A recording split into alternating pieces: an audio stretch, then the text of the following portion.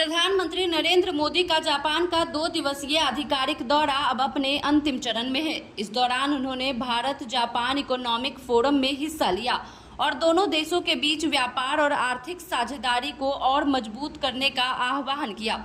Japan यात्रा का मुख्य उद्देश्य भारत और जापान के बीच ऐतिहासिक मित्रता को नई ऊर्जा देना और भविष्य की चुनौतियों के लिए संयुक्त रणनीति तैयार करना था। पीएम मोदी ने जापान के प्रधानमंत्री शिगेरू इशिबा के साथ शिखर वार्ता की, जहां दोनों नेताओं ने द्विपक्षीय संबंधों को और गहरा करने पर बल दिया। चर्चा में व्यापार, नवाचार, तकनीकी सहयोग, उद्यमिता, स्टार्टअप और आर्टिफिशियल इंटेलिजेंस जैसे विषय प्रमुख रहे। विदेश मंत्रालय के प्रवक्ता रणधीर जायसवाल ने सोशल मीडिया प्लेटफॉर्म एक्स पर जानकारी दी कि इस यात्रा में कई अहम समझौतों पर सहमति बनी है, जिसे पीएम मोदी ने भी साझा कर खुशी जाहिर की। यात्रा के दौरान पीएम मोदी ने जापान की तकनीकी क्षमता का अनुभव करने के लिए बुलेट ट्रेन की सवारी भी की।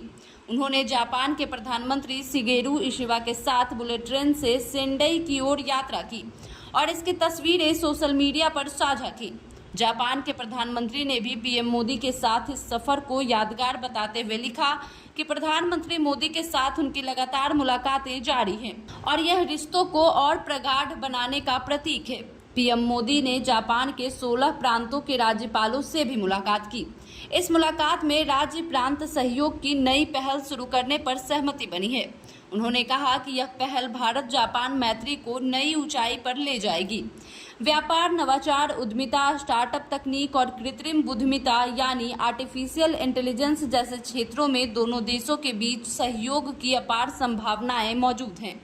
इसके अलावा प्रधानमंत्री ने टोक्यो में ट्रेनिंग ले रहे भारतीय ट्रेन ड्राइवरों से भी मुलाकात की और उनके साथ तस्वीरें साझा की।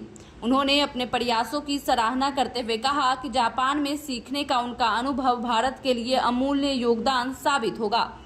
आज अपने दौरे के अंतिम दिन PM Modi Tokyo electron factory का दौरा करेंगे और इसके बाद जापान के प्रधानमंत्री शिगेरू इशिबा की ओर से आयोजित विशेष लंच में शामिल होंगे।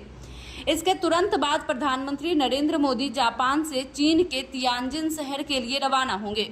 वहां वह 31 अगस्त और 1 सितंबर को आयोजित होने वाले संघाई सहयोग संगठन यानी SCO शिखर सम्मेलन में हिस्सा लेंगे।